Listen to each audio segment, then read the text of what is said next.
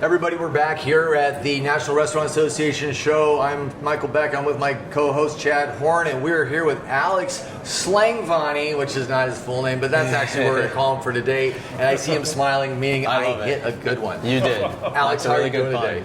I'm doing great. Thanks for having me, guys. Oh, we're absolutely honored. I mean, like we were just riffing on how great we didn't say. Did we say his name before?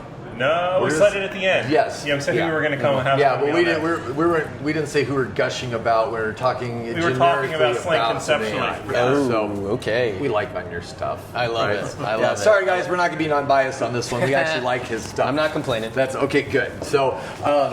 Alex, first off, welcome to the show.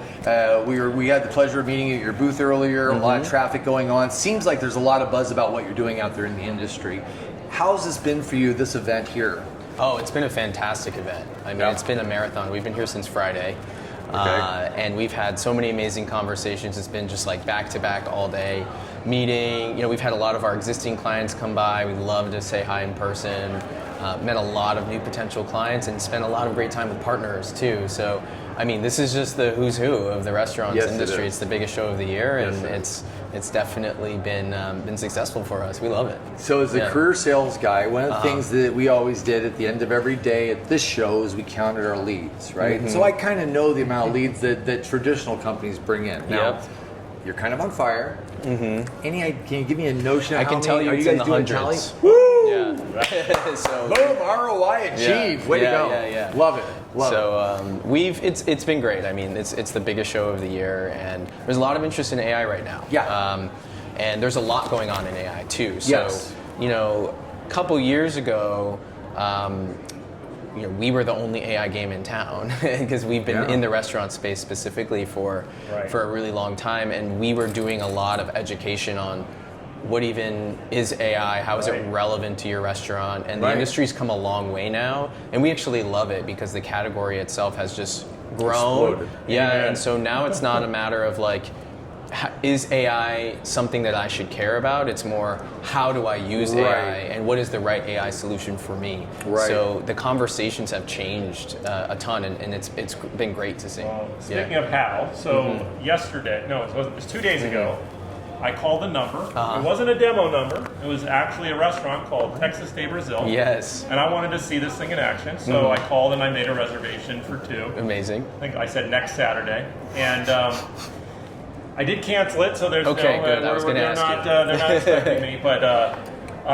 I put this thing through the ringer. It's like, how can I make a reservation, but also play a little dumb, be that difficult customer who doesn't... Oh, he beat that thing up. I was embarrassed for your AI, like how badly he tried to beat it up. No, but you guys did great. I mean, I'd say the AI did great and handled it perfectly. I felt like, it knew what I was getting at, even when I wasn't exactly clear. It was fast. I've tried AIs where you're kind of waiting for it to think before it comes back like a normal person would, right? But it was like, this is great. I mean, if I'm a restaurant, I don't want my staff having to pick up that call when they could be attending to guests in the restaurant and handle ideas like me that are still valuable. You want me, that's revenue. I just think about the reservation calls that are either missed or just taking people away from the floor. It's like, this is a no-brainer. We think so. I mean, the biggest, I guess, concerns that we see out there is this going to be a bad guest experience, or and then the other thing is, what if my staff would capture these phone calls anyway? I mean, let's be honest, are they? Most restaurants miss at least 20% of their calls, and some miss 50% or more. And after hours, though. After hours, during peak service hours. Actually, after hours is a huge piece, but maybe not surprisingly, the majority of missed calls actually happen during peak service hours when you got multiple guests calling at the same time. Your staff is slammed just trying to get through service, and you're missing a lot of business. And so we know that 60% of phone calls are related to reservations. So if you're missing a lot of phone calls, you're missing reservations. We also know that 3% of phone calls are private dining related. Oh. Yeah, which might sound big business. It's though. big business. It might sound like a small percentage, but it actually translates to about 30 to 50 private dining calls per month per restaurant on average.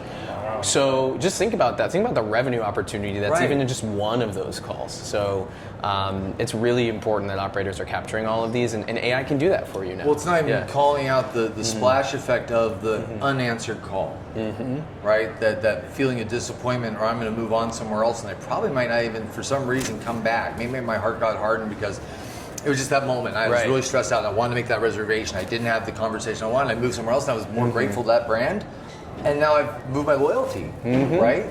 That's a big thing. 100%. It's so frustrating when you call a restaurant and they don't pick up. You know, Yeah. if it's whether it just happened to me the other day. I was running 5 minutes late. I wanted to do the courtesy of calling. Went Right. straight to voicemail, and I showed up and I was like, guys, trying to give you a heads up. What happened? You know, and that gave me a negative impression of that restaurant. And so it's not just about capturing those opportunities. Sure. It's making sure every guest touch point is a positive one. You're not sending guests to a dead end, which voicemail, busy signals are dead ends. Well, that's right? also, if the staff does pick up, that means they're doing something other than serving the guests that are in the Totally. restaurant. So that's then Totally. disruptive. It's usually a manager who's like, the phone's ringing, let me get what? Right. Now, they're not serving guests now. They're not managing their staff. Like, there's They're a not whole... relaxed. Yeah. It's all disruptive. I love that you mentioned that because sometimes we talk to our clients and they're like, well, this is great.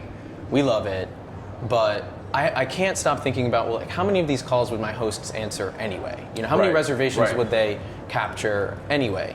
And we say, well, maybe they would capture some reservations and many reservations, but why are you thinking about it that way? The reality that we live in now is that AI can do this for you. Right. So your staff no longer needs to do that. Your staff no longer needs to take reservations over the phone. So you can use those staff hours for actually delivering amazing hospitality in person. So it's that's how to think about it. It's like, hey, this is you shouldn't think of using your staff in that way anymore. No. Like your host shouldn't be spending their time there. We They have have a better friend things to do. in Good. the industry on a back office discussion with AI helping in the back office with the inventory, and he came up with a great word for that or phrase for this, which was return on attention. Oh. You're getting your people back time and energy to focus on other aspects of their role Totally. that are less menial, frankly, more important to the guest experience. Yeah, that's why most folks are in hospitality because they want to deliver an amazing experience in person,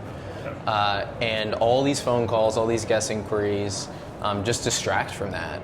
And just think about it. Oftentimes, you walk up to a restaurant, walk up to the host stand, and the host will just like stiff arm you and be like, "Hold up, oh, excuse me, I just need to If take they this call." acknowledge you. Yeah, exactly. Right.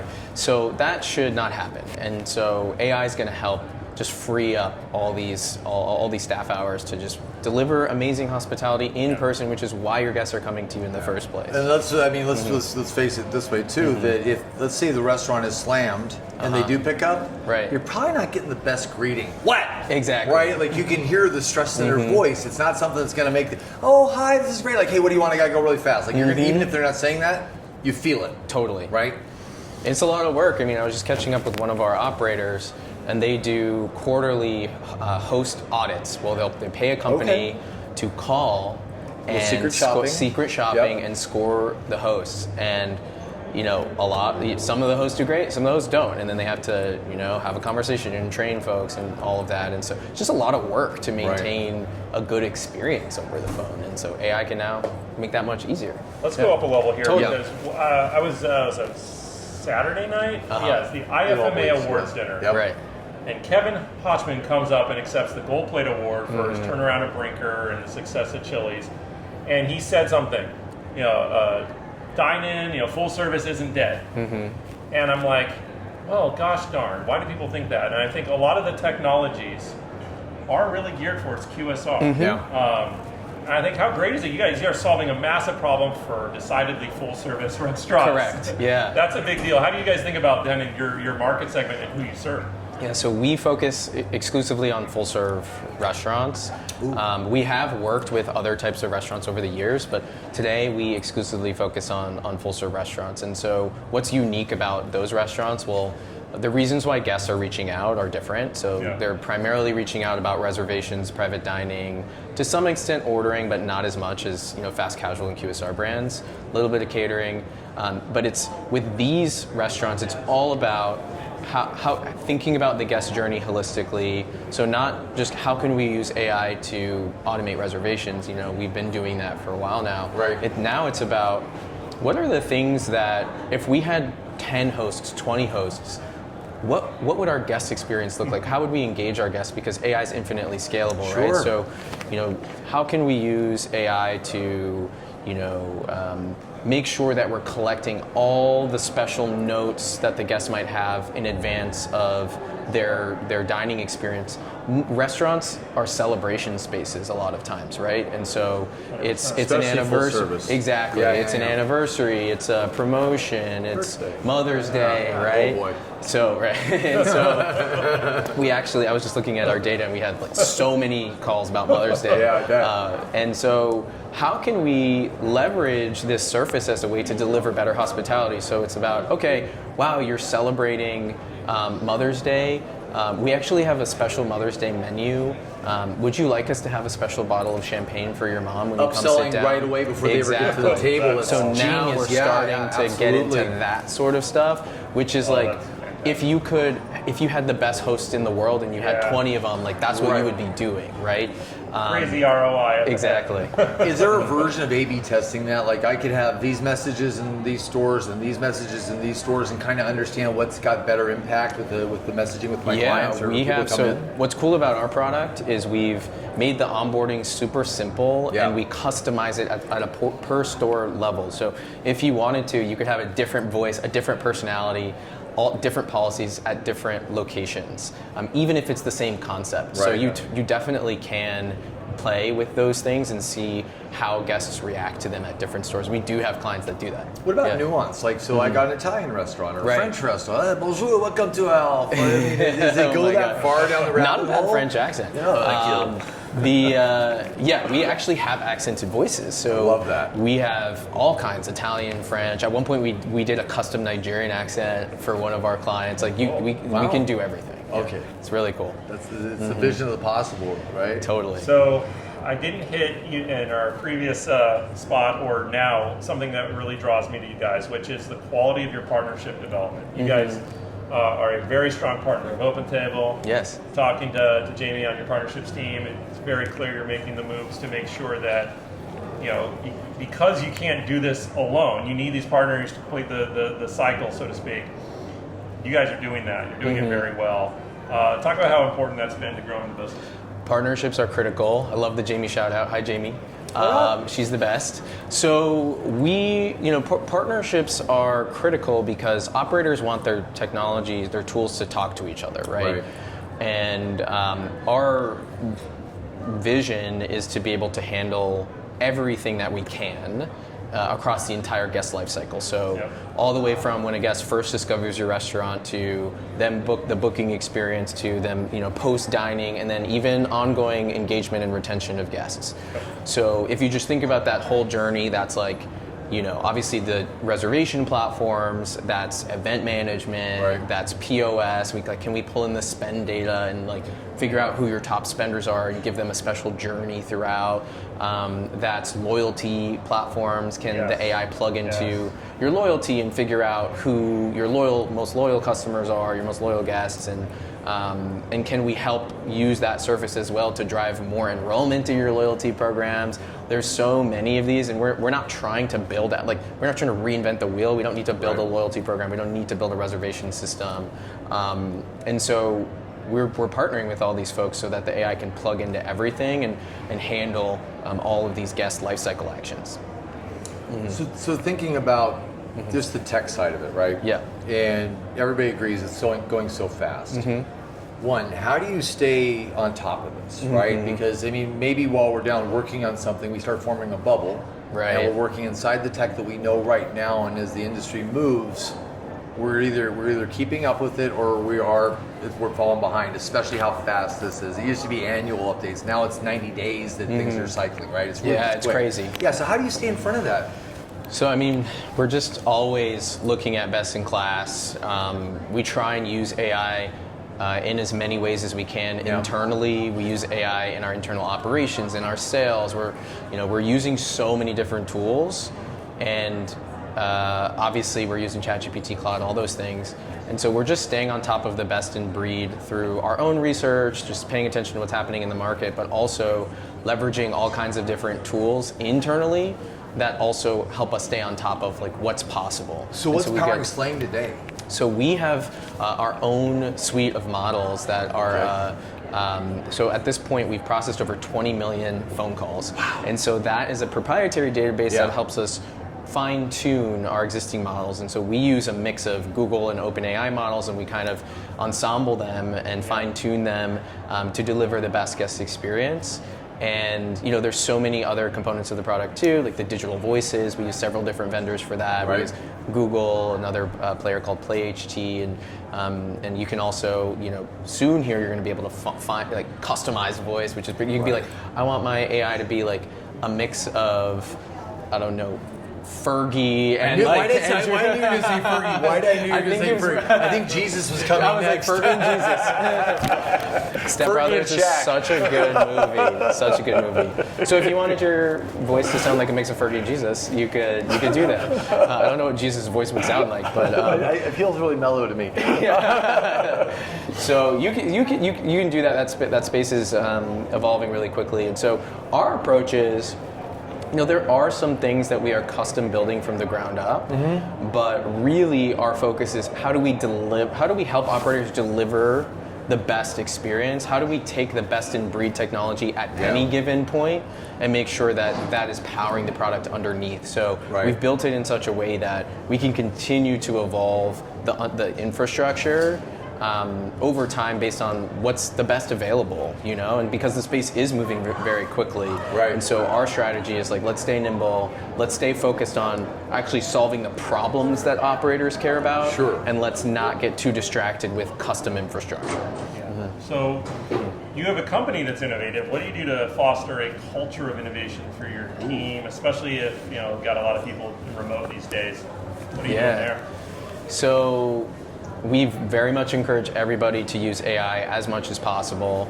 Anytime somebody wants to use an AI tool, I'm approving it, so long as it's not like, $100,000, whatever. And don't pass it off as your own work. Exactly. Right? Frame with it all day, right? But put time in it. Yeah. Right?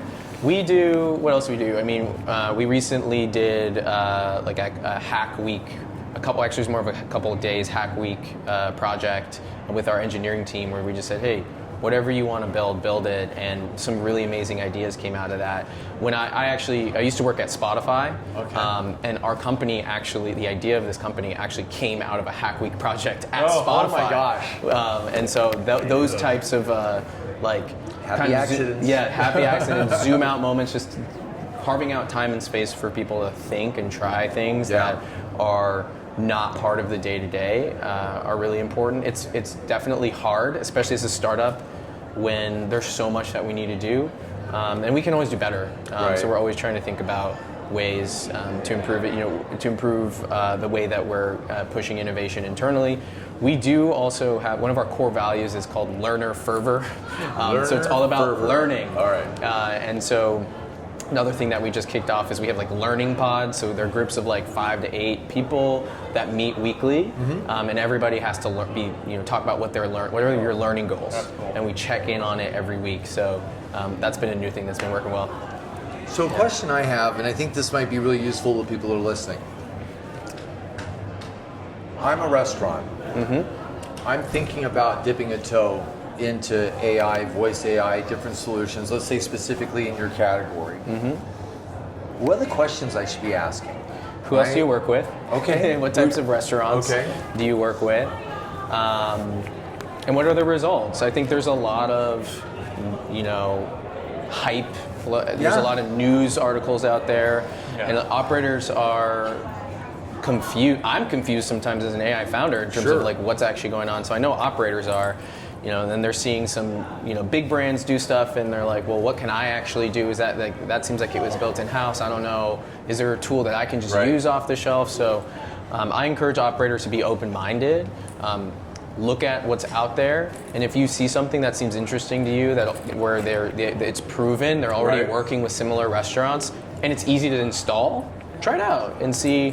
Most of these companies, make it pretty easy to get started. We certainly do, and so we have different ways of piloting and just dipping your toe in and seeing. Well, let's talk try about it that. Yeah, There feels like there's real reticence to be first. right. And so let's talk about how you do that in a way that mitigates that risk, because that's the biggest problem is they were worried about risk mitigation. That's why Of course. typically restaurants are behind on the tech curve, because they know it's working now and they'd rather have at least this instead of something breaking down. The reason I like Slang is like, is it working now, right? Yeah. Are they picking up the phones? How much are they missing, right? So the cost of an action is pretty high. And the What if? Yeah, what's the cost of doing What nothing? have you got to lose, really? Yeah, I mean, yeah. you try it out and see how it goes. Right? You can't answer the phone less. The Yeah. status quo Right. isn't always great. Exactly. So first, think about that. How many calls are you missing? Right. What's the downside from trying something out for a couple weeks or a month at one store, at one location?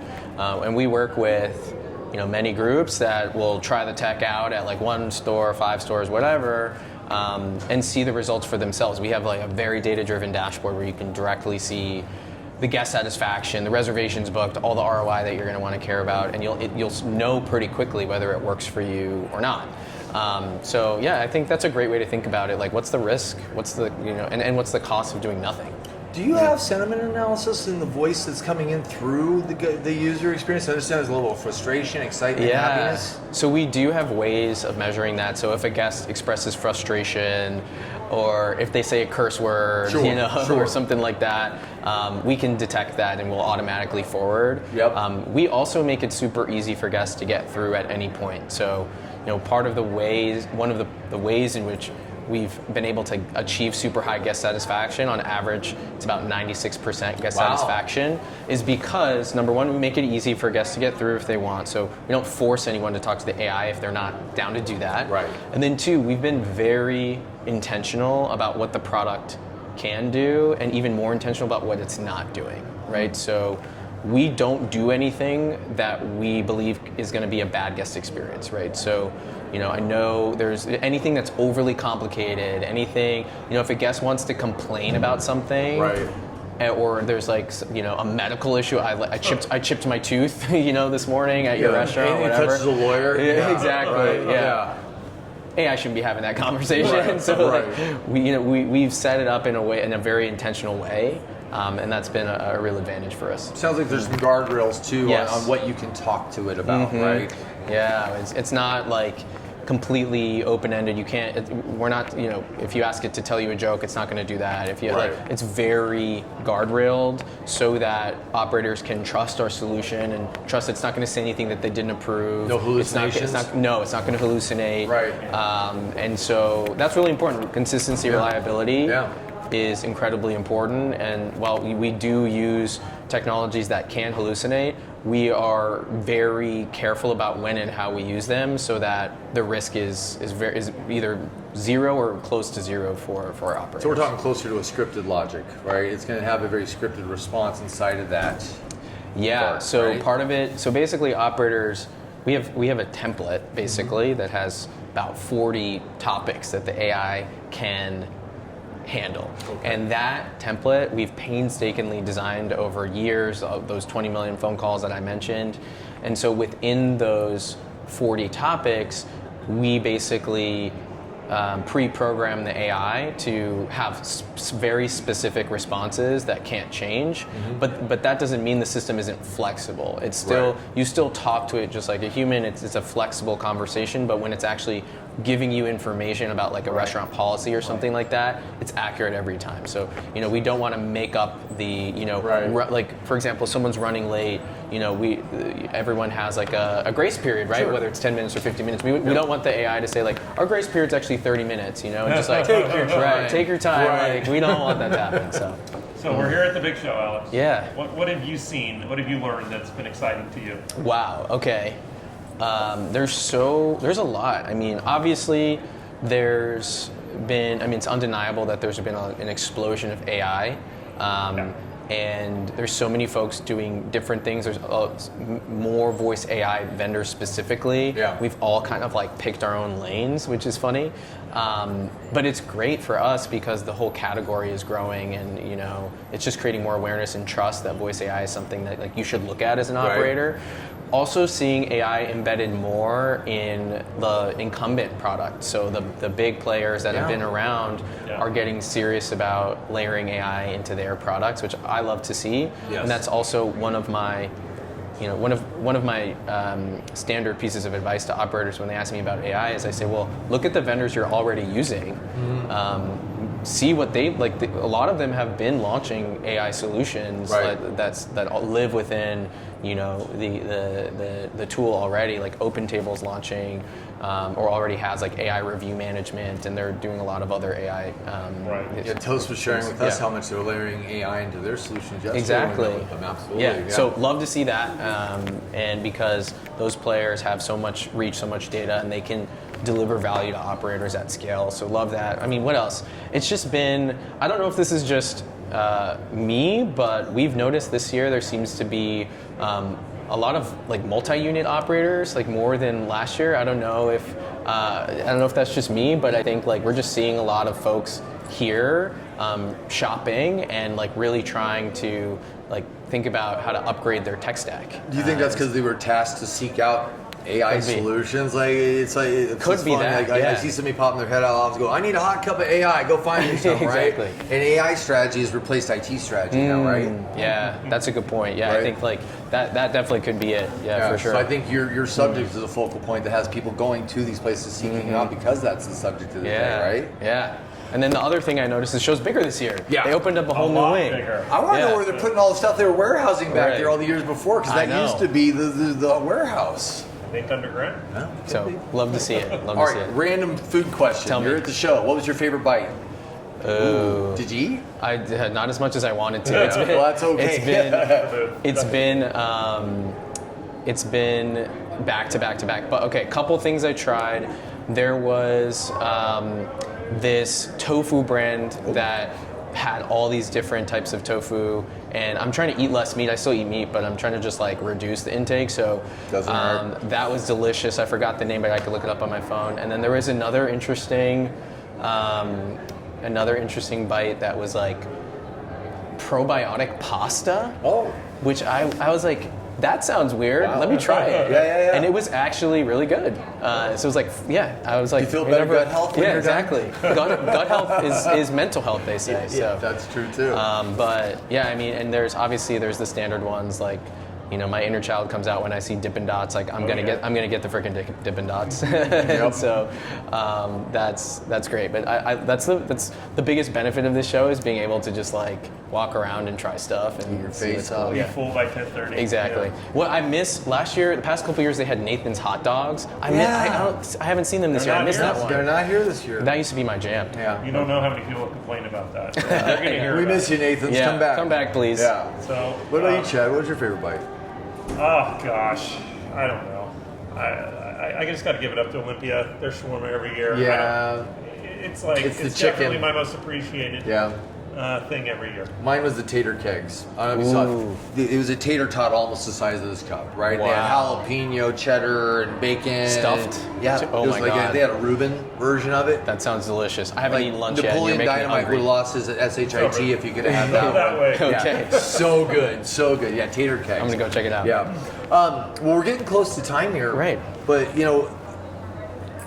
the story here is about AI. The story here is more about guest experience. And I think every brand here is trying to find that way to deliver, right? And since the advent of the Karen, since the advent of COVID, since all these different things, our restaurant landscape has changed significantly in the last It has. 7 years. Almost upside down, right?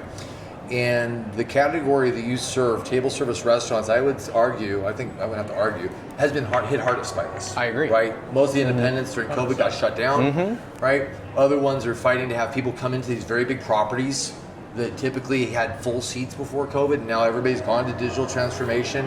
And I think what you're doing is helping make it easier for people to come in the door. Right. This is a lot of relief for companies that are out there.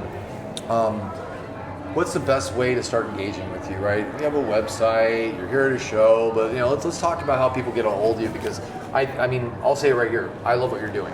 Thank you. I think brands need to talk to you. Whether they buy from you or not, I think is up to them, and it's down to fit. Right. Right? But what's the best way to start a conversation so they can explore the idea of doing business with Of you? course. So you can always send us an email at sales@slang.ai. Check us out at slang.ai. That's our website. We're also on LinkedIn. We post a lot on LinkedIn in terms of what's new, stuff we're up to. And we have a lot of stuff coming. I mean, because what you said is so true. Covers are down for most full-serve groups year over year. And so, the ones that are still growing are the ones that are being smart about their operations. They're leaning into private dining. They're leaning into catering a little bit. A lot. So we're seeing that. And we're really trying to align our roadmap with those themes. So how can we leverage AI to not just help you capture more of the guests that are knocking on your door, but how can we help you capture more private dining revenue? How can we, help you push more catering orders? How do we just basically make sure that we're actually driving revenue and therefore the bottom line, not just helping save you time. So, if you're curious to learn more about how we do that, go ahead and send us an email or check out our website. You can request a demo on there and follow us on LinkedIn. If somebody calls your company, is it Slang answer? No, we actually have a customer service line and humans answer. Okay, for now. good. I think that's appropriate. For I think so. I think so. Yeah. But one day we talk about it. We're like, maybe we should build a Slang customer service line, but not there yet. We're focused on the guest experience. Alex, this has been awesome. I just want to say thank you for being with us today. Thanks for having me. Always good to chat with you guys. You're absolutely awesome. Yeah, so this has been Alex with Slang AI. You know where to find him. If you have any questions in the last few minutes of the show, he's still at the booth for a little while. When do you fly out? I'm actually flying out at 3 p.m. today, so, you're probably not going to catch up. I'm literally going like his in 1 team minute, is literally but my team's gesticulating here. wildly outside the door. But my team is still here. The team is still we got here. a bunch of folks still here that can talk to you. Awesome. Well, dude, you're amazing. Your team is amazing. The energy you guys vibe out with is great, and I'm so happy for you that you're getting the attention that you deserve. Thank you. Those absolutely. are very kind words. I appreciate it. Thanks for having me, guys. All ours. Thanks, This is not a paid spot. Just so you know, this is all. What from was your our end. Venmo again? But no, I only take Bitcoin. All right. Thank you so much, Alex.